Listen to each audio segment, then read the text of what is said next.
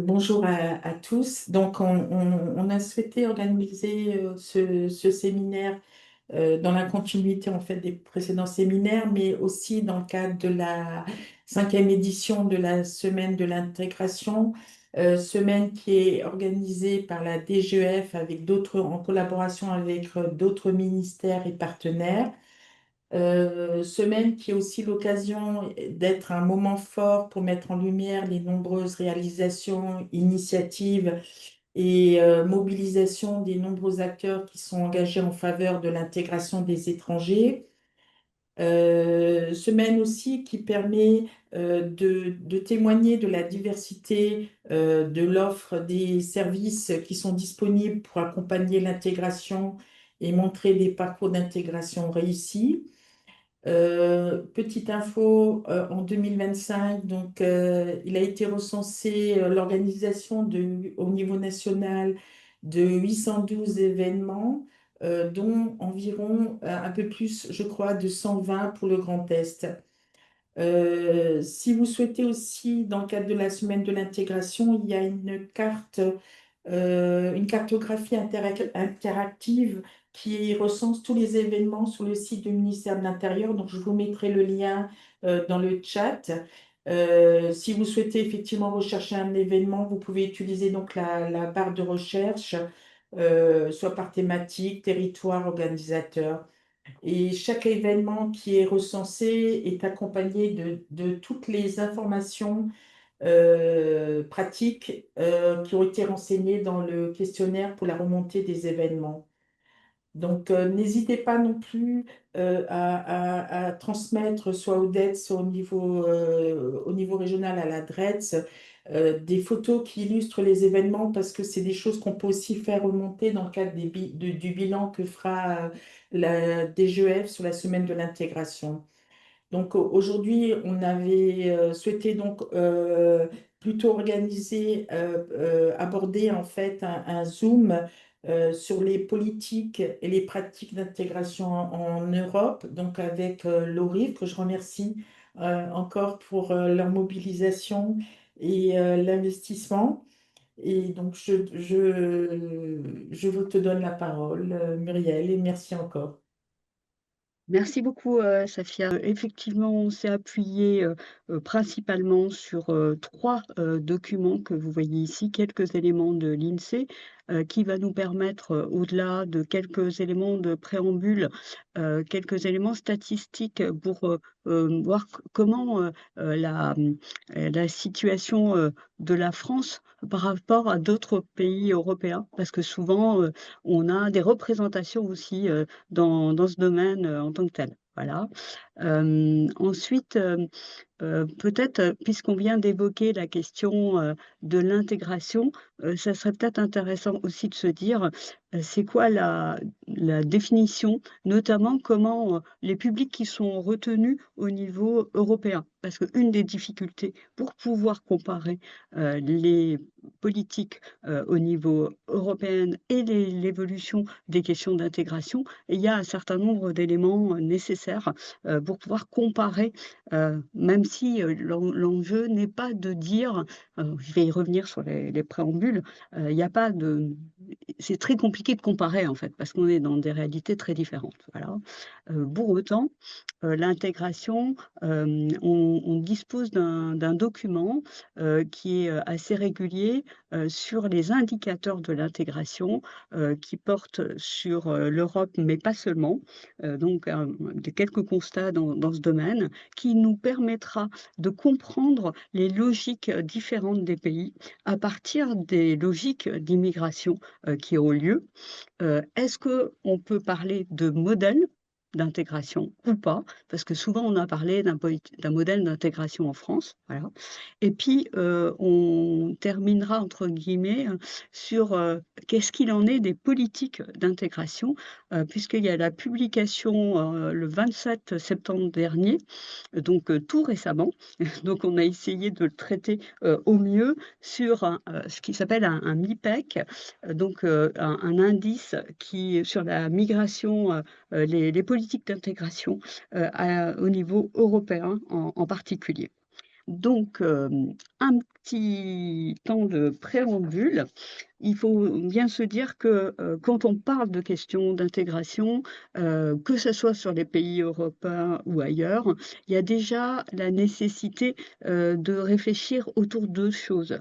En termes de processus, avec les notions d'indicateurs, où est-ce qu'on en est? Quelle est la situation? Et cetera, et les politiques publiques. Et il n'y a pas forcément de lien direct entre des politiques publiques d'intégration et des indicateurs, puisque on a aussi des éléments, de contexte, internationaux, et de l'opinion publique qui jouent un élément, en tant que tel. Notre propos aujourd'hui ne sera pas sur les flux migratoires et la politique d'immigration, j'insiste, hein, on s'intéressera, qu'à la question de l'intégration. Du coup, effectivement, je reviendrai tout à l'heure, très rapidement, sur la précision sur la notion d'intégration et de quel public on parle, nous, en France, sur les questions d'intégration et quels sont les les publics que compare, l'Europe, qui est pas tout à fait sur la même, logique. D'ailleurs, avec, nos collègues, donc Martine, mais aussi, Diane ici, que vous connaissez peut-être moins, mais qui, mobilise, des ressources, régulièrement. On participe donc à ce portail intégration, européen, et en fait, on a parfois pas mal de difficultés pour rendre compte, des politiques, de la France, parce que chaque pays a sa logique, et donc l'approche européenne, heu, est parfois un peu complexe par rapport à, notre mode de travail. Voilà. Donc, je disais, dès le départ qu'il est compliqué, hein, pour les raisons que je viens d'évoquer, les questions de comparaison, mais, au-delà, bon, on a des contextes historiques, des politiques et pas seulement d'intégration, hein, des fonctionnements de l'État, ou, de l'État fédéral, des Bund, et cetera, enfin des régions et des collectivités qui sont très différentes, des profils d'immigrés et de migrants, et des acteurs, bien évidemment très différents.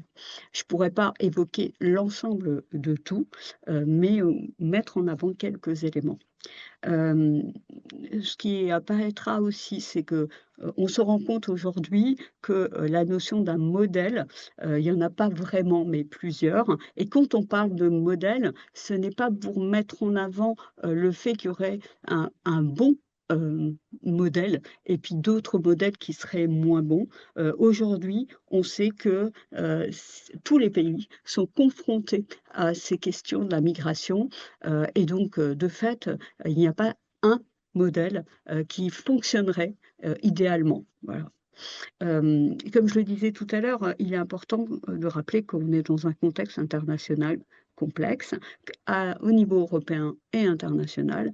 La guerre, en Ukraine avec, la Russie a apporté un certain nombre d'éléments et a bousculé l'Europe avec, l'arrivée des Ukrainiens, en particulier.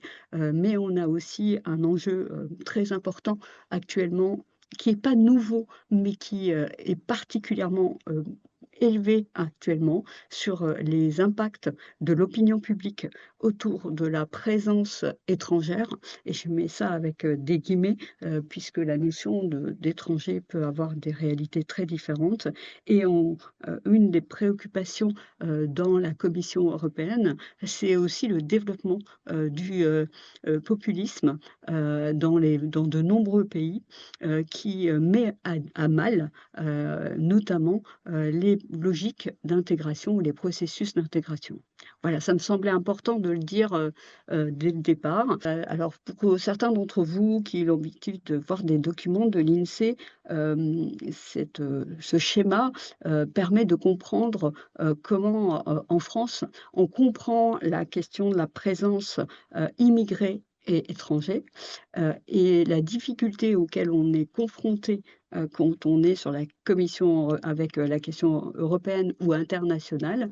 On a un premier élément, c'est que pour comparer les populations, le choix qui a été fait dans les travaux, c'est que les comparaisons nationales se fondent seulement sur 2 critères: la part des étrangers nés à l'étranger et la part des étrangers résidant habituellement dans le pays, donc pour nous en France.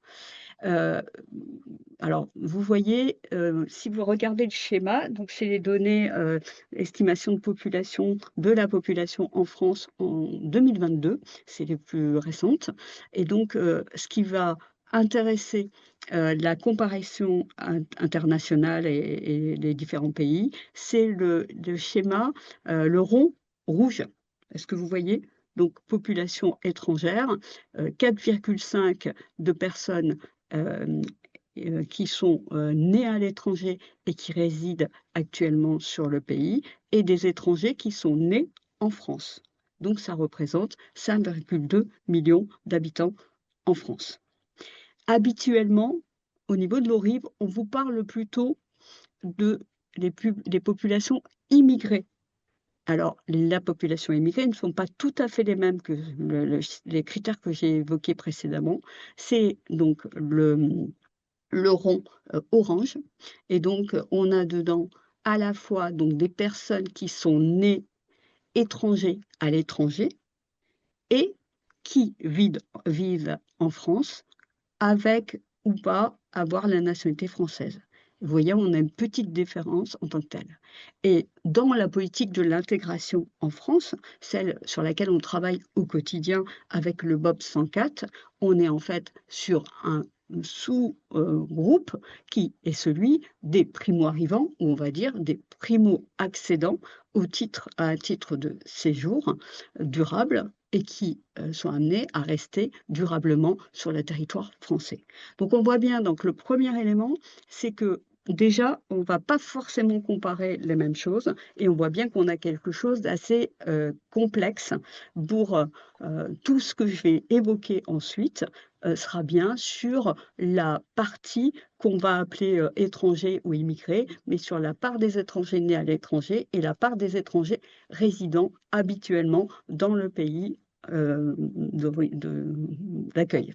Alors, un schéma, qui fait un peu peur, mais voilà. Simplement vous montrer qu'effectivement, hem, quand on compare, les pays européens et la part, de proportion d'étrangers dans chaque pays, en pourcentage, hein, on est bien en pourcentage, hein, pas en nombre, et la proportion de personnes nées à l'étranger. Vous voyez que le pays qui est le plus impacté par à la fois la proportion d'étrangers et la proportion de personnes nées à l'étranger, c'est le Luxembourg, où on est pratiquement, moitié de la population du Luxembourg est en fait, liée à des populations étrangères. Donc comme vous voyez en fait, la France, par rapport à d'autres pays, est dans une situation, relativement, à la moyenne, hein, puisque vous voyez pour, l'Union européenne 27, on est sur, à peu près, 12 et quelques pourcents, de présence, immigrée, de personnes nées à l'étranger et un peu moins, sur la proportion d'étrangers. Donc, on est quasiment, dans la moyenne en tant que telle, mais on a des réalités très différentes avec le Luxembourg, Malte, Chypre en particulier, et puis vous pouvez voir, aussi, on a l'Allemagne qui est au-dessus, notre niveau, l'Espagne, et cetera, et cetera. On est bien d'accord, hein, qu'on parle bien de population étrangère, donc des personnes qui n'ont pas la nationalité française. Et on verra tout à l'heure que, la politique française, en termes de politique d'intégration, a un niveau, de nationalité française qui est enfin, qui favorise un peu plus la nationalité que l'accès à la nationalité que d'autres pays. Alors même si, on y reviendra sur le fait que cette situation, est peut-être plus complexe maintenant qu'il y a quelque temps, mais pour autant, par rapport à d'autres pays, l'acquisition de la nationalité du pays est plus complexe. Voilà. Donc ça me paraissait, important de le souligner. Je n'irai pas plus loin sur des données statistiques parce que c'était pas l'objectif, là tout de suite. Quelques éléments quand même. L'Allemagne est le pays où les étrangers sont les plus nombreux en termes de nombre, et donc c'est quand même, un élément important. L'Espagne, la France et l'Italie accueillent un nombre similaire d'étrangers. Mais ces derniers sont moins souvent ressortissants de l'Union, européenne, qui est en fait la différence avec, l'Allemagne.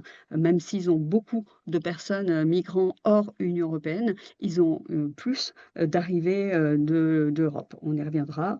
Donc comme je le disais, le Luxembourg est le pays de l'UE, qui compte proportionnellement le plus d'étrangers, 47 de la population. Mais il faut savoir que, 81 des ressortissants du Luxembourg sont en fait d'un autre pays de l'Union européenne. Pendant très longtemps, ça a été des Italiens, aujourd'hui c'est plutôt des Portugais. C'est voilà, c'est une histoire, différente. Et donc on va avoir, du côté de la Roumanie, la Pologne, la Slovaquie, ou la Bulgarie, un nombre très faible, à 2 de présence, étrangère.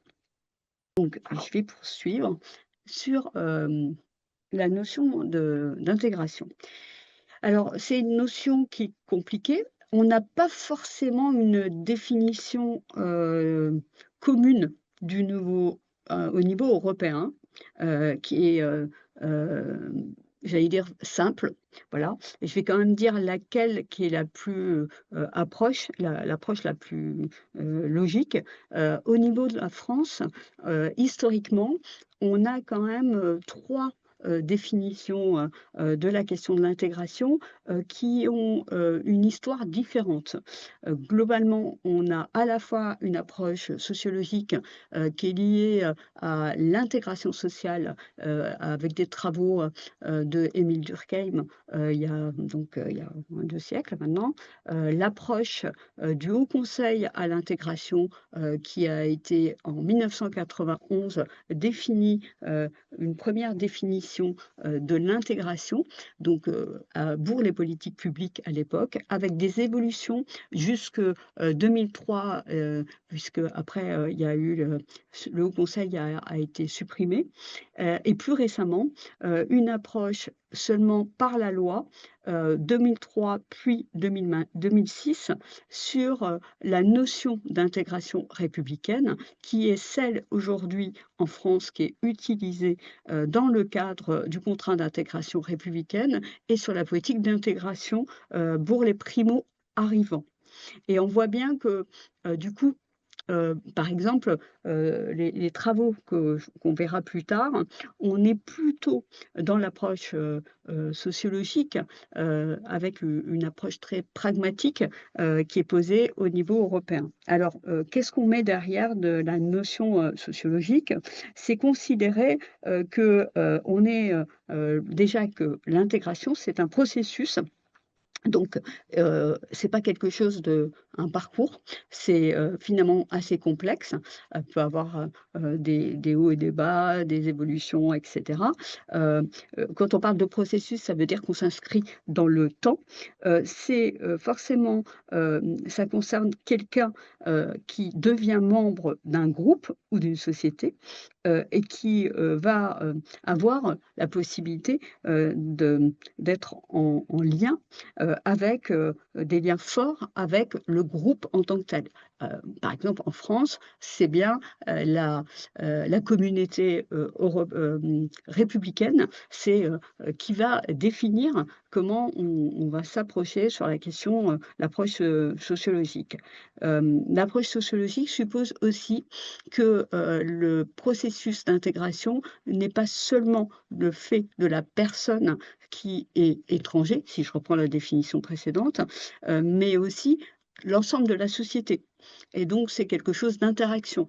C'est à la fois, faire des efforts pour être accepter, pour établir des liens, pour pas utiliser le terme intégré parce que sinon ça sert à rien, mais ça suppose aussi que, la société, le groupe, le quartier, le lieu où on habite et cetera, nous accepte également et fait une place. la notion, d'intégration sociale, heu, en sociologie, ce n'est pas une notion qui est dédiée à l'immigration. Simplement, il a été à un moment donné utilisé, sur les questions d'intégration, mais en fait, au départ, c'était une notion pour tout un chacun. C'est-à-dire que chacun d'entre nous, en tant que tel, s'inscrit dans des groupes, en tant que tel. Voilà. L'approche du Haut Conseil à l'intégration, il avait, une définition assez complexe au départ, et qui est plutôt assez proche de l'approche, sociologique. Je vais le faire, très rapidement, la définition à l'époque. Il était donc c'est de 1991, on est, c'est le gouvernement avec, Michel Rocard à l'époque, 1er ministre et c'est, à l'époque la première fois, où d'un point de vue étatique de la France, où on définit, la notion d'intégration. Donc, la définition, c'est à l'époque, il faut concevoir l'intégration non comme une sorte de voie moyenne entre l'assimilation et l'insertion, mais comme un processus spécifique. Par ce processus, il s'agit de susciter la participation active à la société nationale d'éléments variés et différents, tout en acceptant la subsistance de spécificités culturelles, sociales et morales, et en tenant pour vrai que l'ensemble s'enrichit de cette variété, de cette complexité, sans nier les différences, en sachant les prendre en compte sans les exalter.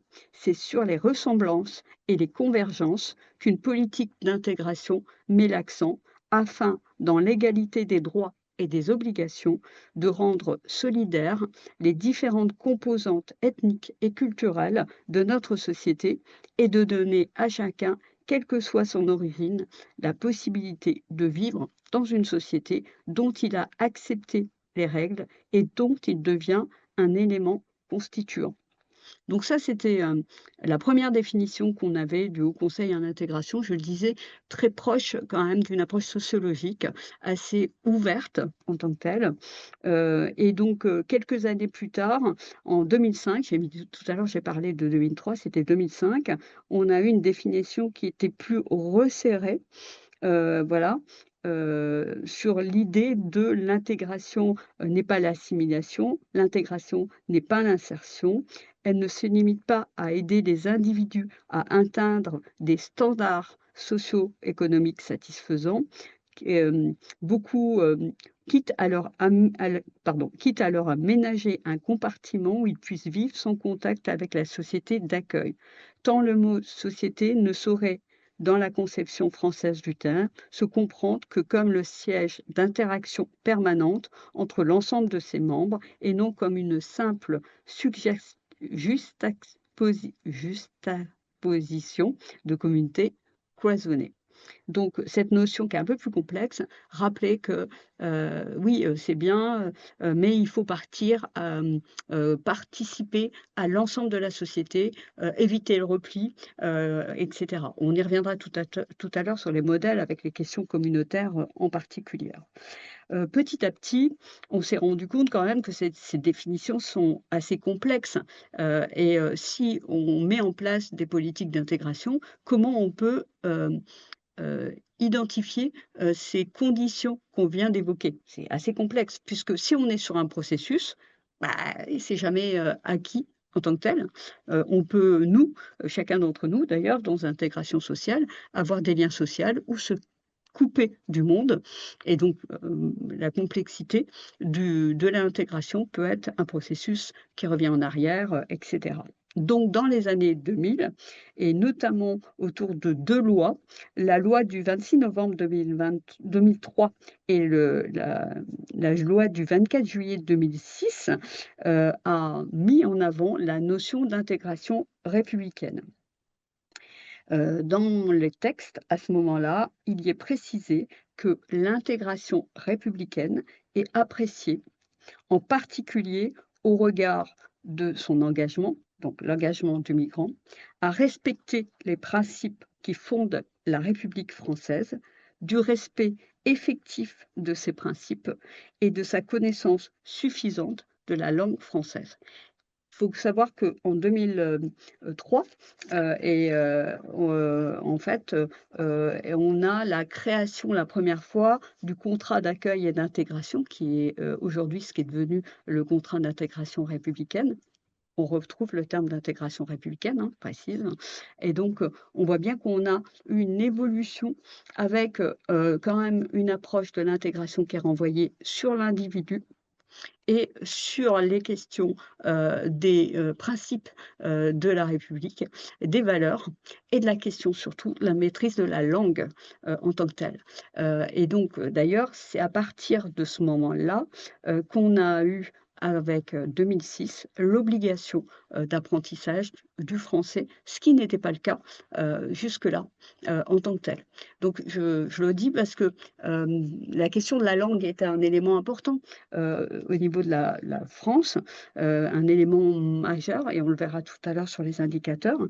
Mais en fait, pendant des années, la question, ne se posait pas obligatoirement sur la maîtrise de la langue. Ça ne veut pas dire que les gens n'ont pas appris la langue, mais c'était pas obligatoire et donc aujourd'hui, on voit bien que les choses évoluent fortement, sur ce point et cette définition de l'intégration républicaine, donne des indicateurs de qui permettent de se dire: «Bah, voilà, on peut considérer que, le processus enfin, on a, réussi tel ou tel point en tant que tel.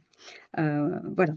Je le alors, il y a maintenant dans le code de l'entrée, la CESEDA, hein, le code de l'entrée du séjour des étrangers et du droit d'asile, donc, au niveau de l'article L 311-9 précise les éléments suivants: «L'étranger admis pour la première fois au séjour en France ou qui entre régulièrement en France entre l'âge de 16 ans et l'âge de 18 ans et qui souhaite s'y maintenir durablement prépare son intégration républicaine dans la société française.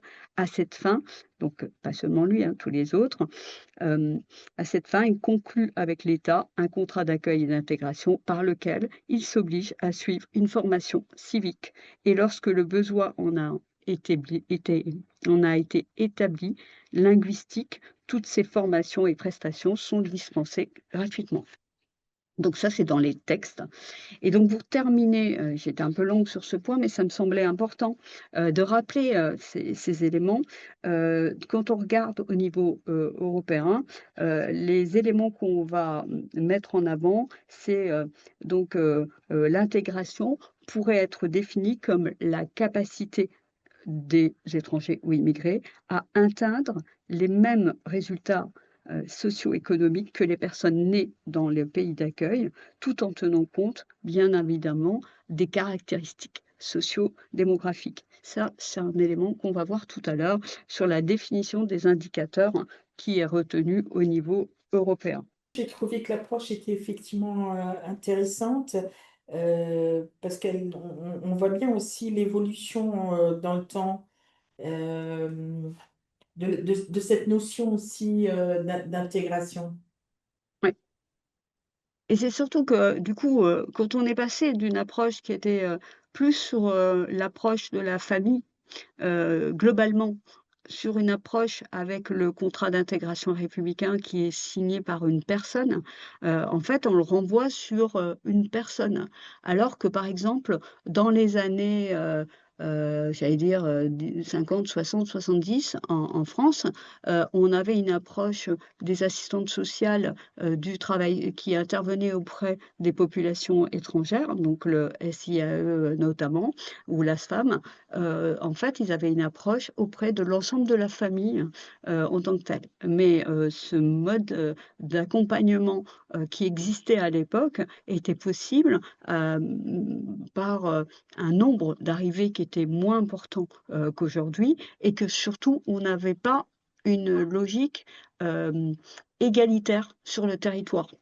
Et donc, la préoccupation aussi avec le contrat d'intégration républicaine, c'était une manière de permettre à toute personne hors Union européenne, je le rappelle quand même, hein, puisque là on parle bien, quand on parle de politique, d'intégration, en France, c'est, les ressortissants hors Union européenne, et ben, c'est en fait, on va, s'intéresser, à la personne et donc lui donner la possibilité à tous, ce contrat d'intégration républicaine. Alors on voit bien qu'aujourd'hui, la question évolue un tout petit peu, puisqu'on va, on va pas avoir les mêmes situations selon, la situation, et le profil de la personne. Des personnes qui, maîtrisent mieux la langue que d'autres, voilà, et ça, c'est des points qu'on a discutés la dernière fois aussi sur, les moyens aussi que l'on a, pour permettre l'apprentissage de la langue. Du coup, sur les questions d'indicateurs d'intégration, je me suis appuyée, sur un document, qui, est sorti en 2024, sur les indicateurs de l'intégration des immigrés en 2023. Donc c'est un document qui est en fait une quatrième publication, il y en a eu 4 depuis, 2012, et donc c'est une comparaison internationale, exhaustive de l'intégration des immigrés là et de leurs enfants entre, les, différents pays de l'Union européenne, mais aussi de l'OCDE, en tant que telle, et ils travaillent sur 3 théories, pardon, sur 3 thématiques d'un ti 3 thèmes d'indicateurs, pardon.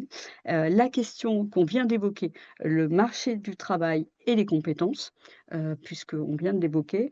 Les questions de conditions de vie, qui sont pas forcément un élément, dans lequel on prend, directement, et la question de l'engagement civique et l'intégration sociale qu'on évoquait, à l'instant.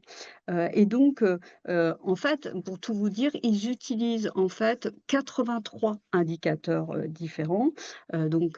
C'est un travail qui est, avec, différents, travaux, qui permet de, compiler un certain nombre, d'éléments.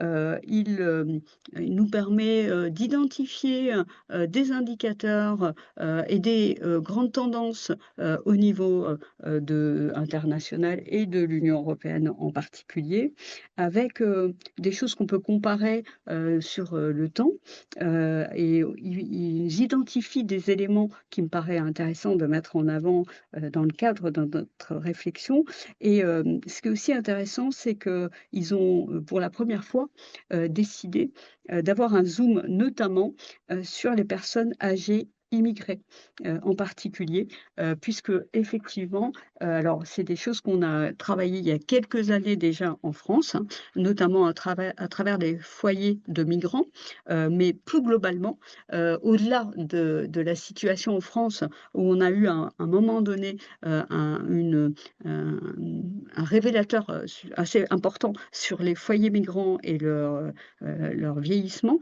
mais aujourd'hui, on a une part de population, âgée, étrangère, immigrée assez importante en France, y compris des femmes, qui sont peut-être encore «moins visibles» entre guillemets que, les hommes. Après, voilà, comment on travaille cette question, c'est assez complexe, voilà.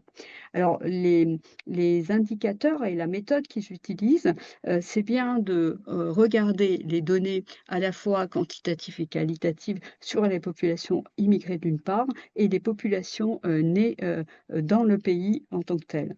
Il y a quand même 2 éléments déjà qui, qu'il faut, prendre en compte, et c'est pour ça que je le disais tout à l'heure que c'est compliqué, les questions de comparaison. C'est la question de la durée de la personne dans le pays, qui est un élément important, puisque forcément il y a la question de l'arrivée et cetera, et l'évolution dans le temps. Hein, donc 2 éléments, déjà. Donc là, il y a quand même 2 éléments forts qui ressortent, en tant que tels. C'est que l'intégration a tendance à s'améliorer à mesure que la durée du séjour augmente. Donc ça, c'est un premier élément, et l'intégration a tendance à s'améliorer au fil des générations, heu, malgré, les tendances qu'on peut voir, de temps en temps. Et donc, Ils ont dans les indicateurs qu'ils ont mis en avant, ils ont travaillé donc, je le disais sur, 3 thèmes, et ils ont regardé, la question de la taille de la famille, la durée de résidence, l'âge moyen, le niveau d'éducation, la langue, la concentration dans le territoire et les catégories, d'entrée, sur le territoire puisqu'on l'évoquait, juste, précédemment. Alors, quels sont les principaux, constats, qu'on peut, mettre en avant très rapidement? Dans la plupart des pays et au regard des indicateurs, les immigrés, notamment ceux qui sont nés en dehors de l'Union européenne, ont, des indicateurs, qui sont moins favorables que les personnes nées dans le pays. Donc ça, c'est le premier élément et les enfants immigrés font également, état, de situations moins bien que leurs homologues dont les parents qui sont nés dans le pays. Donc je le disais tout à l'heure, la question du temps est important et quand, il y a un des éléments qui est très important à prendre en compte quand on parle des questions de parcours, de pardon, d'intégration, c'est justement de parler du parcours migratoire et que c'est un élément important sur le parcours de vie, le contexte, du pays d'arrivée, mais aussi le contexte du pays de départ.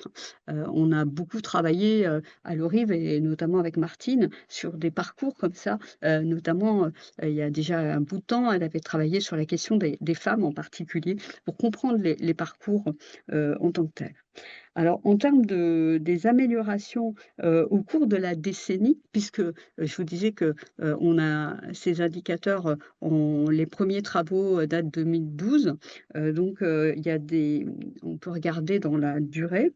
Donc ce qu'ils constatent sur le marché du travail, c'est qu'il y a 3 facteurs d'amélioration. Globalement, des politiques d'intégration, qui, mettent l'accent sur la question, de marché du travail, on vient de l'évoquer aussi, des conditions, plus positives du marché de travail puisque effectivement, si on prend la période 2023, on avait une situation d'amélioration, partout, dans de nombreux pays, d'amélioration du marché du travail. La situation actuelle étant un peu plus tendue, même si on a encore effectivement et des besoins de main-d'œuvre dans certains domaines, et on l'évoquait tout à l'heure, monsieur Matoire. Et puis, le niveau d'éducation qui est plus élevé aujourd'hui, des nouveaux arrivés. Alors c'est pas systématique, hein, parce que j'imagine sur certains territoires, vous dites: «Ah ben non, c'est pas tout à fait le cas», mais de manière générale, on a un niveau d'éducation qui est, plus élevé. Hem, En 2020, par exemple, 39 des immigrés arrivés dans l'Union européenne, donc sur l'ensemble de l'Union européenne, au cours des 5 années précédentes, étaient, diplômés de l'enseignement supérieur. Donc 39, ce qui était précédemment, donc en 2012, on n'avait que 25. Donc quand même, une évolution quand même assez, marquée, en tant que telle. Au niveau de, la maîtrise de la langue du pays d'accueil, c'est amélioré puisque, on le disait, il y a aussi une évolution, des politiques publiques, en termes de maîtrise de la langue, et donc, par exemple, un autre pourcentage, aujourd'hui 70 des immigrés depuis 10 ans ou plus dans l'ensemble de l'Union européenne ont une maîtrise avancée de la langue du pays d'accueil. Le pourcentage, il y a 10 ans, était à 40. Donc, même si on a encore l'impression souvent de se dire, il y a encore beaucoup de travail sur la question de maîtrise de la langue, on a 2 éléments qui entrent en ligne de compte. C'est que les personnes les plus âgées, sur le territoire français, qui ont vécu la migration n'ont pas forcément bénéficié, des cours de français tels qu'on les propose, ces dernières années et on a des populations qui arrivent, qui du coup, nécessitent ces cours de français. Au-delà, on a pourtant des indicateurs un peu plus, inquiétants. quand même. Donc et ce n'est pas une réalité que française. Les immigrés ont du mal à trouver un emploi qui leur permette d'utiliser pleinement leurs compétences. Alors on en a parlé, lors d'une des séminaires, hein, avec cette question du déclassement. Alors, on le voit souvent sous l'angle de la France, mais c'est un élément, que l'on retrouve sur, l'Union européenne, de manière générale. Et donc, ça c'est un point à prendre en compte et pour autant, ce que l'on constate, c'est qu'il y a un progrès, avec, en termes de génération, avec les descendants d'immigrés, qui vont avoir une meilleure place, même si on est en déclassement, sur l'éducation et le marché du travail. Par contre, ce qui est plutôt inquiétant et pour le coup, il y a eu, des données qui ont été, publiées par l'INSEE, il y a peu de il y a quelques semaines, qui met en avant, notamment pour la France, que, on n'a pas d'amélioration significative des conditions, de vie. C'est-à-dire que, on a moins d'immigrés que de personnes nées dans le pays qui sont propriétaires de leur logement. Les immigrés sont également plus susceptibles que les personnes nées dans le pays de vivre en dessous du seuil de pauvreté. Alors il y a plusieurs éléments qui entrent en ligne de compte. Les personnes quand, les plus anciennes qui sont arrivées sur le territoire français avaient un niveau de qualification plus bas et donc la question du déclassement, fait qu'effectivement on a une situation de revenus, plus bas et ils ont des salaires à niveau de poste du même type plus bas. Ça, c'est un point, important, et je crois que je l'ai signalé lors d'un séminaire précédent. Là, on constate aussi que les populations, immigrées, travaillent plus longtemps, et prennent la retraite beaucoup plus tard, que, j'allais dire les autochtones, les Français. Hem, Parce qu'en fait, comme ils ont un parcours plus, chaotique, et qu'il y a eu le parcours, migratoire, les contraint à travailler, plus longtemps et y compris parmi les femmes, qui, compensent, les difficultés familiales. Donc ça, c'est quand même quelque chose qu'il faut peut-être regarder d'un peu plus près, comment on travaille, cet élément. Et un article récemment, enfin je vais y arriver, un article qui est arrivé, qui a été publié, récemment, voilà, porte sur le surpeuplement, dans les logements, et donc ça aussi c'est, comme on sait que ces populations, ont un niveau de revenu plus faible, ils sont plus souvent en logement social ou dans du logement privé, hem, on va dire, peu, valorisé, et du coup, il y a un phénomène, pardon, de surpeuplement. Voilà. Donc des points de vigilance qui sont émergents, dans, ce rapport. Cette question, elle est pas seulement en France, hein, cette question des conditions de vie, mais ça pose, un vrai sujet. Alors je le redis, le parcours migratoire, plus la question du déclassement, et un parcours plus complexe, explique notamment cette situation. Il se trouve qu'à l'Orive, on a organisé un séminaire, le samedi, précédent, pas celui-là, le précédent, sur les questions de pauvreté et effectivement, très souvent parmi les familles, vulnérables, qui sont, aujourd'hui sur le seuil de pauvreté, effectivement, on retrouve, certaines populations, en tant que telles. Et donc je le disais, une attention particulière sur les questions, des populations âgées et qui, avec une augmentation quand même, avec un risque d'isolement, et de se retrouver assez, f seuls. Sur la question de l'intégration sociale des immigrés, on a, des préoccupations, importantes puisque c'est un élément, qui est quand même aussi difficile à évaluer. Pour autant, les indicateurs mettent en avant que les immigrés participeraient moins aux organisations bénévoles et du coup, donc c'est une préoccupation. Alors, je pense que c'est quelque chose qu'il faudra regarder, dans le temps, puisqu'on a, si je compare, en France, avec, notamment le travail qui a été fait avec la délégation interministérielle à l'accueil et l'intégration des réfugiés, qui avait fait un travail assez important, sur, justement l'implication, des réfugiés, et des bénéficiaires de la protection internationale, auprès de différents, démarches avec des ambassadeurs, de la citoyenneté et cetera. Donc c'est peut-être quelque chose qui sera intéressant de regarder. Il faut quand même savoir que, l'impact de politique publique, n'a pas un impact direct, et tout de suite sur, des données qu'on peut observer, et qu'on est sur des approches générales, hein. Donc, mais je trouve que c'est un point peut-être, important et on l'a vu avec, des logiques, qui se déploient et peut-être des actions qui sont menées cette semaine, hein, autour des pères aidants, donc des personnes, qui eux-mêmes ont vécu, l'immigration et du coup, le processus d'intégration et qui, donnent de l'aide à d'autres et cetera. On le voit de plus en plus, donc c'est peut-être intéressant de regarder, comment les choses évoluent dans ce domaine. Hem la question de la discrimination est un élément aussi qui est mis en avant, qui est un des éléments, clés de la cohésion sociale. On va y revenir tout à l'heure sur les politiques publiques.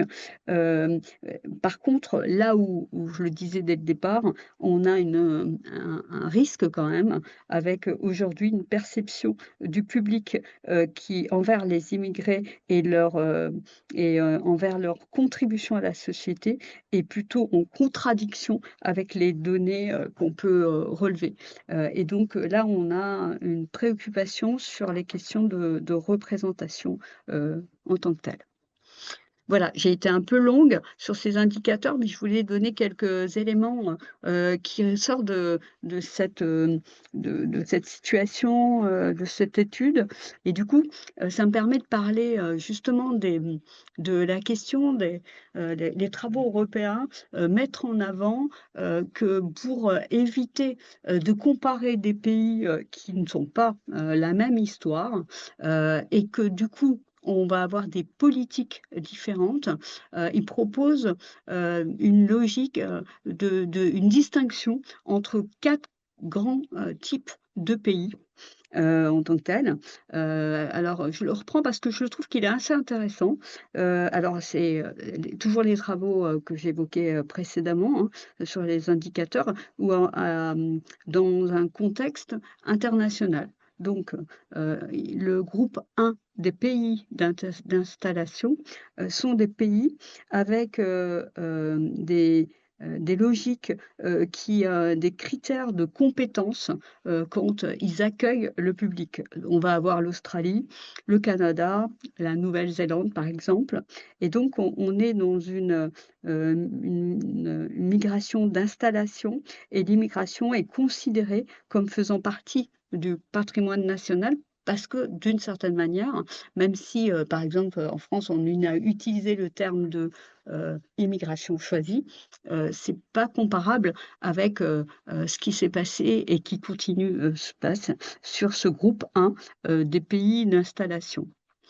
Le deuxième groupe, de pays, c'est les pays d'immigration, de longue date. Alors, derrière le terme de longue date, c'est très, variable. On a notamment, bien évidemment, on va retrouver la France dans, cette logique-là, avec, je le disais tout à l'heure, une immigration, massive qui est identifiée en France à partir de, 1870-1880 en fait, hein. Donc, une quelque chose d'assez long. On a là, dans ce groupe 2, majoritairement des pays européens avec une prédominance aujourd'hui, de personnes, nées, en tant que telles, donc selon le cas, de l'Union européenne ou hors Union européenne.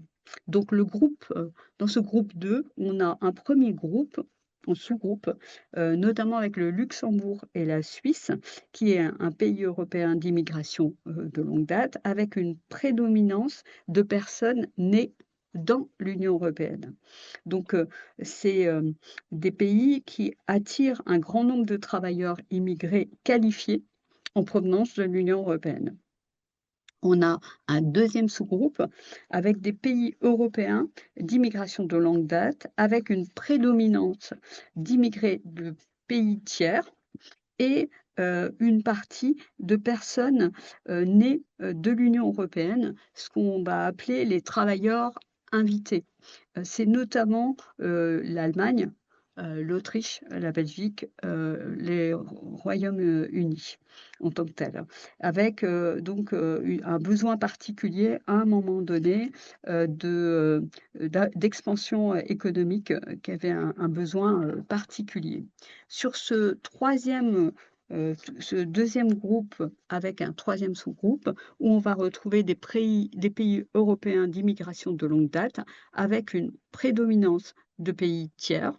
Aujourd'hui, c'est le cas de la France et le Pays-Bas, avec à la fois des travailleurs invités et comme vous le disiez tout à l'heure, pour eux, c'est l'idée d'aller-retour et cetera, même si pour certains, ils sont pas repartis, mais aussi, un besoin de pallier les pénuries de main-d'œuvre, mais aussi les impacts, des familles originaires de l'ancienne colonie, donc notamment donc pour la France et le Pays-Bas. Le groupe 3, les pays d'immigration récente. Donc, là, on va avoir là aussi 3 sous-groupes, des pays d'immigration donc plus récentes, comptant une part importante de migrants humanitaires. On va trouver le Danemark, la Norvège et la Suède en particulier. Donc c'est, des pays qui ont donc dans l'immigration récente, c'est les années 90. Donc la migration humanitaire a été le moteur important dans leur pays, avec une présence aujourd'hui assez, récente, et donc des vulnérabilités qui est importante. D'ailleurs, on entend, en ce moment des tensions, particulières dans ce domaine. En sous-groupe 2, toujours dans les pays d'immigration récente, on compte une part importante de pays avec, de travailleurs, immigrés, mais des travailleurs, qui sont plutôt venus, pour des raisons, familiales, pour faire face à la fois à la question économique et une baisse de la fécondité, sur les territoires. On y retrouve l'Espagne, la Grèce, l'Italie, le Portugal et hors, Union européenne, par exemple, la Corée. Toujours dans ce pays d'immigration récent, on va avoir un troisième sous-groupe, un pays d'immigration plus récente avec une, prédominante de personnes nées, de l'Union européenne, plus particulièrement et donc on va, plutôt avoir, des installations, qui de l'Union européenne avec une proximité, donc on va avoir, l'Irlande, le Malte, Chypre, l'Islande, par exemple. Et le dernier groupe, celui qui est plus récent avec, les nouveaux, pays, d'immigration, qui sont, marqués, par, du fait de frontières de pays, et c'est plutôt une proximité à un moment donné. Donc on verra bien comment les choses évoluent dans le temps, en tant que telles, hein. Mais, donc, il y a c'est lié à la fois aux minorités nationales et à la modification de frontières. On va y trouver la Bulgarie, l'Hongrie, la Slovénie, la Slovaquie la République de Slovaque, voilà. Mais on y trouve aussi, des pays, comme, la Croatie, l'Estonie, Lettonie, Lituanie, en particulier. Au-delà, de l'Union européenne, on va avoir des pays où on a des flux importants de migrants humanitaires, qui parfois, là aussi, peut mettre en difficulté, le pays. C'est, par exemple, la Turquie et la Finlande, actuellement. Et on va avoir, donc toujours dans ces pays d'immigration, une 4e catégorie, parce que je suis allée un peu plus vite. On va avoir des pays, où on va avoir des travailleurs, immigrés, pour, pouvoir, répondre aux besoins économiques, mais des populations plutôt âgées, parce que c'est des personnes, qui ont pu revenir. C'est le cas, de la Pologne et de la République, tchèque. Voilà. Alors en France, on a parlé du modèle d'intégration. Aujourd'hui, c'est plus un terme qu'on utilise en tant que tel. Pour autant, ça me semblait important de revenir sur cette notion. Je le disais au départ, en fait, les travaux, de chercheurs, mettent en avant quand même, il n'y a pas un modèle de «réussite» entre guillemets. Même, pendant longtemps, hein, en France, on se disait, «Bah, c'est mieux, ça marche mieux aux États-Unis, enfin, au Royaume-Uni, et cetera». En fait, aujourd'hui, on n'est plus du tout, sur cette approche, en tant que telle, et du coup, je vous propose plutôt, d'évoquer, les 3 types de modèles, que des chercheurs, notamment, je parle de Didier Lapeyronie, qui avait travaillé sur cet aspect en particulier, qui est un sociologue. On vous remettra les éléments, hein, sur ce point, et donc effectivement, ce qu'il mettait en avant, c'était donc, un modèle, du travailleur invité. Je l'évoquais, notamment sur, l'Allemagne en particulier. Le modèle, d'assimilation que, aujourd'hui on met plutôt du côté français, hein. Le terme d'assimilation étant, cette question de la vie, les valeurs, civiques, et cetera. Et celui, des minorités ethniques qu'on va plutôt avoir avec les royaumes unis, l'Angleterre, voilà, sur, un principe, multiculturaliste, qui est pas du tout le même, et du coup, ça a un impact, différent, sur les politiques publiques que l'on met en place. En France, par exemple, ce modèle, d'assimilation, donc de ressembler à l'autre, puisque c'est ce qu'on met en avant, hein, derrière ce terme, heu, c'est en fait l'idée, aussi du droit commun. C'est qu'on est, sur une politique actuellement, sur la politique d'intégration sur 5 ans, pour les primo-accédants, et donc derrière, s'il y a plus besoin, des aides particulières, de un coup de pouce, avec, on a évoqué tout à l'heure, hein, Agir, le contrat d'intégration et républicain, les actions que vous menez les uns et les autres, ça relève du droit commun. La difficulté que peut en voir, c'est, est-ce que le droit commun et donc les acteurs, qui, s'occupent, du droit commun, est-ce qu'ils ont, l'habitude, et parfois, ils ont plutôt tendance à renvoyer, vers, des associations, et des structures, qui s'occupent plus particulièrement, de populations, immigrées ou migrants, considérant que, ils seront plus compétents pour le faire, et ça, on revient sur ce qu'on se dit souvent, sur comment on travaille le système d'acteurs sur un territoire. Il faut effectivement des personnes qui ont des compétences, spécifiques, notamment sur les questions administratives, sur les questions d'accès au droit. On n'a pas tous les capacités pour répondre à des demandes particulières en ce domaine, mais comment on articule les choses? Et d'ailleurs, c'est un point qu'on aimerait travailler, à notre prochain, séminaire, autour de l'intégration territoriale. Comment on organise le travail, entre, les acteurs sur un territoire, que ça soit un quartier, que ça soit une ville, ou un peu plus largement, en tant que tel. À tous les cas, ce que nous montrent les travaux, c'est qu'on n'a jamais un modèle unique. On a plutôt, des logiques d'articulation, de certains points et on va avoir, des politiques, d'égalité des chances, des politiques, de gestion, de certains publics, comme, ben, voilà, les réfugiés ou les BPI, des politiques, de lutte contre discrimination, de droit commun et donc c'est important de ne pas rester dans une logique de modèle, mais réfléchir sur comment s'articulent ces points, sachant que quand même, pour ce qui est de la France, la République, fait en sorte que, l'interlocuteur de l'État, c'est l'individu, et c'est une approche effectivement, plutôt, comme on l'a actuellement autour, du contrat d'intégration républicaine. Les associations et les groupes, les collectifs, informels et cetera, sont, des relais, pour aider ce lien social. Mais l'interlocuteur, c'est l'individu, à la différence des modèles des minorités ethniques qui sont sur les groupes. Voilà et donc ça donne une réalité des politiques, mises en œuvre qui sont très différentes. Voilà. Et du coup, je ne sais pas si ça suppose, certaines réactions, ce qui va me permettre d'arriver sur, la présentation, de, ce que je disais, hein, le rapport, MIPEC.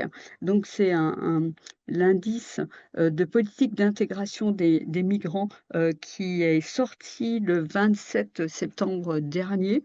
Et donc c'est une possibilité, d'analyser, l'évolution cette fois-ci des politiques publiques et non pas la situation des personnes. Donc c'est un travail, qui s'intéresse sur, 8 domaines de l'intégration, mais du côté des politiques publiques et donc c'est une analyse qui est réalisée notamment, par, Migration Policy Group, qui est à Bruxelles, avec lequel on travaille, par ailleurs, comme je le disais, sur, le portail européen, et une autre structure et en fait, ça fait, quelques années, qu'ils ont, la possibilité d'analyser, ces points, auprès de la Commission européenne pour présenter, les différents éléments. Et donc c'est à la fois, le recueil d'un certain nombre de données, d'analyses, et cetera et ils travaillent sur 8 domaines, l'accès au marché du travail, l'éducation, le regroupement familial, la participation politique, la résidence de longue durée, l'accès à la nationalité, la santé et la non-discrimination. Ce qui m'a, surpris quand même, dans, cette analyse, du MIPEC, qui est proposée, c'est que la question de la maîtrise de la langue est peu présente, en fait, donc comme, élément d'indicateur, d'approche. Donc, voilà, je le souligne parce que, pour moi, c'était un point, important. Alors, 1er élément, alors cette présentation, c'est une copie, hein, que j'ai pris ici, issue du rapport et qui, permet une comparaison, des politiques donc mis en œuvre sur l'intégration sur l'Union européenne, d'accord? Sur, les 8 domaines dont je vous parlais précédemment et il montre l'évolution des politiques mises en œuvre entre 2019 et 2023. Alors, je précise quelque chose, c'est l'indicateur, mis en avant la l'intention, enfin les politiques mises en œuvre et pas l'impact effectif des politiques. Ça me paraît important de le dire parce que, en fait, c'est en fait, cet, indicateur nous permet de mettre en avant quel type d'action est mis en place et comment, heu, par les différents pays. Mais, ils sont pas les données ne sont pas possibles de mettre tout de suite l'impact en tant que tel. Et c'est pour ça que je vous parlais tout à l'heure des indicateurs d'intégration et que j'essayais de regarder un peu les 2, sachant qu'on n'est pas sur la même méthodologie donc je peux pas faire un lien direct. Bon, je précise quand même, en tant que tel. Donc qu'est-ce que je oui, je voulais dire qu'au niveau de, de l'Europe, de manière générale, le score moyen est à 54, sachant qu'on est sur un point sur 100. Et donc pour chaque, comment dire? Pour chaque, domaine, vous voyez comment ça évolue. Alors, par exemple, vous pouvez regarder, rapidement, que, par exemple, la situation, en termes de politique mise en place sur la lutte contre les discriminations est à un niveau assez important, donc sur un niveau 77, avec une légère évolution entre 2019 et 2023. Mais voilà, on voit qu'il y a, un niveau important et donc ça veut pas forcément dire que la lutte contre les discriminations, est efficace effectivement sur le territoire, mais qu'il y a des politiques, plus importantes qui ont été mis en place, pardon, dans ce domaine.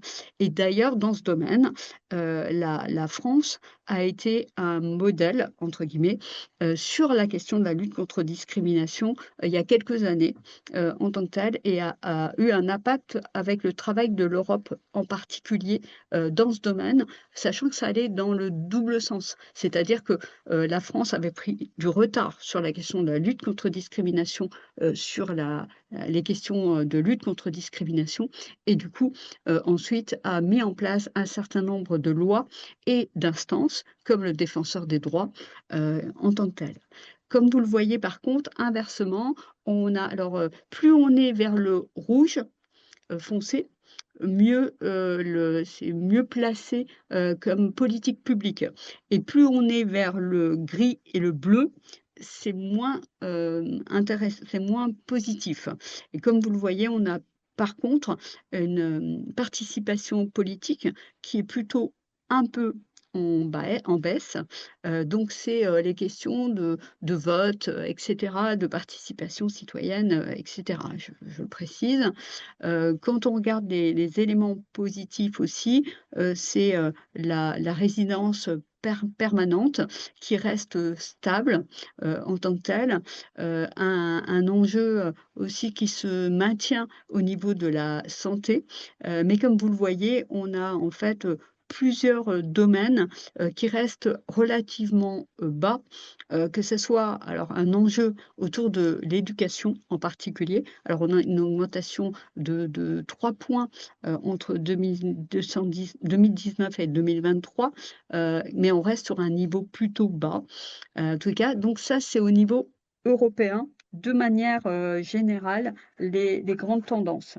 Alors je vous donnerai tout à l'heure, quelques éléments, précis, dans ce domaine, pour essayer de dire un petit peu ce qu'est-ce qu'ils mettent, sous cet élément-là, avant de venir sur, les éléments principaux, pour les 8 domaines, et en particulier pour la France où je viendrai, sur les sujets de l'éducation, de la question, du marché de travail, la question de la santé, puisque c'est des sujets qu'on a travaillé ces derniers temps. Je vais vous présenter donc la situation, sur les pays, européens. Comme toujours, je vous le disais, on a en bas, en bleu, les pays qui présentent des politiques, d'intégration, les moins satisfaisantes au regard des indicateurs, que fait, ce MIPEC, hein, et en haut, on va trouver, des politiques publiques les plus, valorisantes, les plus, innovantes, celles qui essayent de mettre, le plus d'éléments. Je le redis, ça ne veut pas dire que ça a un impact direct d'intégration en tant que tel. Et comme vous le voyez, on va avoir la Suède, la Finlande et le Portugal plutôt sur le très haut, et en bas, on va avoir la Bulgarie, Slovaquie, Lituanie et je sais plus, Lettonie, je pense, je crois, je vois pas bien et la France est dans une situation, on va dire, mi-teinte au milieu avec un résultat, un score de 56. Je le disais tout à l'heure que le score moyen, de l'Union européenne est de 54. Donc on est dans un groupe entre, le Pays-Bas, l'Italie, la Roumanie, la Slovénie, l'Estonie et la Grèce, sur un ensemble, voilà. Et après on a des pays, Belgique, l'Espagne, le Luxembourg et l'Allemagne qui sont, dans une situation un peu, mieux positionnée, on va dire. Juste, la présentation de la France et après je donnerai quelques éléments, plus qualitatifs que, les questions de score. Et je vous ai mis ici les données, sur, la situation de la France, par rapport à les «résultats» entre guillemets, qu'ils ont élaborés en termes de score.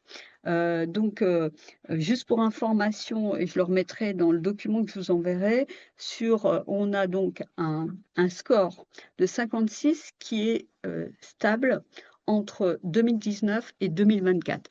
Alors tout à l'heure, vous aviez les données 2023 et en fait, pour la France, dans le rapport, ils indiquent, qu'ils sont en train de, stabiliser les données, de la France, parce que, du coup, elles sont récentes de 2024 puisque pas mal de changements de loi, il y a une préoccupation aussi de s'assurer, des scores qui mettent en avant.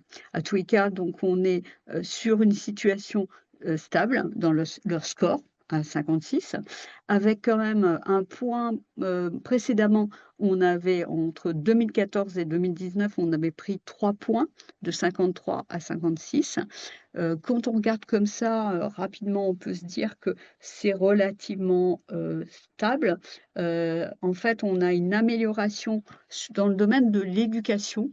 Pour tout dire, c'est plutôt, la politique qui a été mise en direction des étudiants, universitaires, qui, selon leur score, hein, qui permet la situation. Sur, l'accès au marché du travail, on est sur un score, 52 en fait, qui est relativement, stable, avec quand même des données importantes puisqu'ils, ils mettent en avant, le fait que, pour la France, on a toujours une situation avec, des métiers qui ne sont pas accessibles, pour, certains étrangers, mais un travail important qui est mené, autour des compétences et de la reconnaissance, professionnelle, en tant que telle. Ils mettent en avant, le fait, de la nécessité de continuer à travailler sur, la validation, des compétences, et des expériences, et cetera. Un point qui est en cours, hein, voilà. Sur les questions de regroupement familial, on n'a pas peu de changements, au niveau, de la France. Par contre, au niveau européen, on a plusieurs pays, qui ont durci, en fait, les conditions de regroupement, familial. Sur la question de l'éducation, on est sur un niveau qui s'améliore. Ils ont, je l'ai dit, plutôt sur la question des étudiants, au niveau universitaire, des étudiants universitaires. Hem, ils mettent en cause quand même la nécessité, au niveau français, de travailler, l'égalité des chances, des enfants.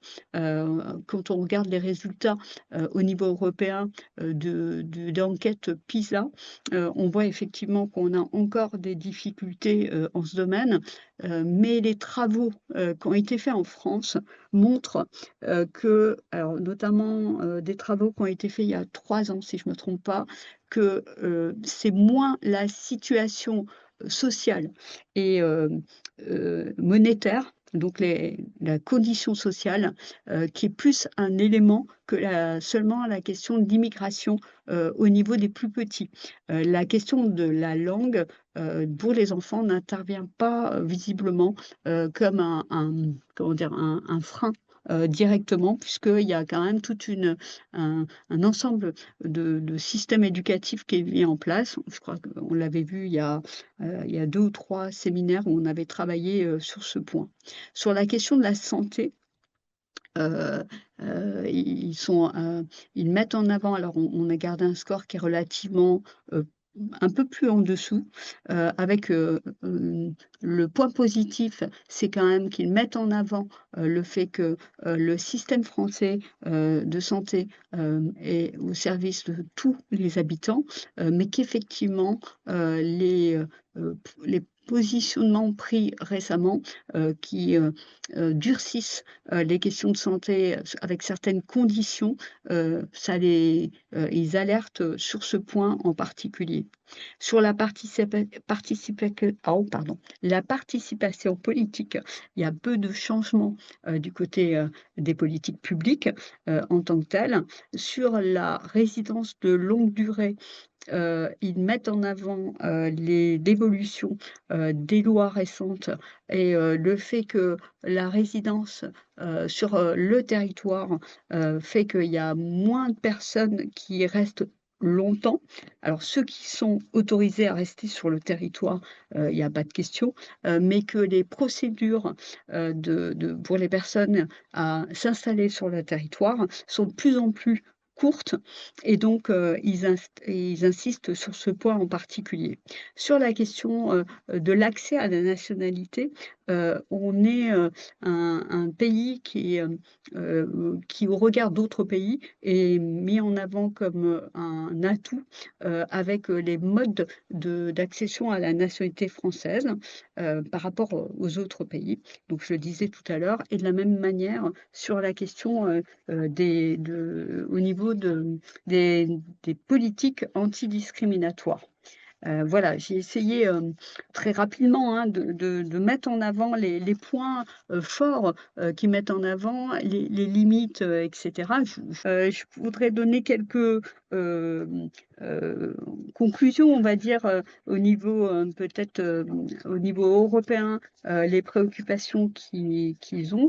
Dans leurs conclusions, ils mettent en avant que les politiques d'intégration, efficaces sont essentielles pour permettre une société inclusive, cohésive et prospère. C'est-à-dire qu'ils mettent en avant, dans leurs travaux, que les politiques mises en œuvre sur les immigrés, jouent un rôle crucial, pour permettre aux migrants, de participer pleinement à la vie de leur nouvel pays, mais aussi pour soutenir la, hem la stabilité sociale, la croissance économique et la résilience, démographique en Europe. Je trouve que c'est un point peut-être, que qu'on met peu en avant. Souvent, on met en avant les politiques mises en œuvre en direction des publics, immigrés ou étrangers en disant, ce qu'on leur «apporte» entre guillemets. Ce qu'ils mettent en avant, c'est que ces politiques, en fait, contribuent à au service de tout le monde et que ça intervient sur, la cohésion sociale. Donc je trouve que c'est un point, vraiment, important. Hem, un autre point, c'est que, bien évidemment, il y a un enjeu majeur, les différences de politique, c'est la volonté politique et l'investissement en faveur de l'inclusion durable, des personnes, en tant que telles. Ils constatent quand même que de plus en plus, on a un manque, d'harmonisation, des politiques, d'intégration, et donc, comme je le disais précédemment, on a quand même, des réalités territoires très différentes et alors je ne l'ai pas évoqué, mais peut-être que c'est quelque chose qu'on pourrait, évoquer ensemble, mais les politiques, menées localement, parce que là, j'ai beaucoup parlé des politiques publiques, nationales. En France, l'intégration, l'intégration, elle est portées par le niveau national, mais elles se travaillent aussi au niveau local. Mais finalement, les dispositifs sont plutôt nationaux, qu'on a évoqué Agir, et cetera. Avec le contrat territorial d'accueil et d'intégration, l'idée, c'est justement de favoriser, une stratégie au niveau local, pour permettre, les logiques, d'intégration, à travers les leviers qu'on vient d'évoquer. Donc ça me paraît important. Hem, Ils mettent en avant que les politiques d'intégration d'un pays peuvent, aussi s'expliquer, donc comme le disait, précédemment, l'histoire de l'immigration, mais aussi le développement économique, et l'état, de la démocratie, en tant que telle. Voilà. Hem leur constat quand même, c'est que globalement, on a une stagnation générale des politiques d'intégration, au niveau de l'Union européenne et que, on a une préoccupation, de tous les pays européens sur les politiques du marché du travail, avec des approches qui peuvent être différentes, avec, des préoccupations sur les obstacles linguistiques notamment auprès, des femmes. Leur préoccupation, c'est aussi le constat, alors, je le disais pour la France, hein, mais, la participation politique reste, le point faible des politiques d'intégration au niveau européen. Donc là, il y a quelque chose, qui évolue et dans beaucoup de pays, ils citent le Luxembourg, le Danemark, notamment, qui ont l'Irlande, qui ont, arrêté des démarches par exemple, de Conseil national des étrangers, de participation, à des comités internationaux, enfin, au niveau national, et cetera. Je précise aussi qu'on avait aussi un Conseil national de, l'immigration et des populations immigrées, au niveau national qui a été arrêté, également. Donc, pour terminer, hein, parce que j'ai été très, très longue, on se rend compte quand on travaille avec un pays européen, Heu, c'est un des il y a plusieurs éléments qui entrent en ligne de compte.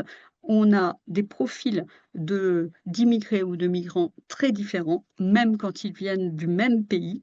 On a des histoires immigratoires qui sont différentes.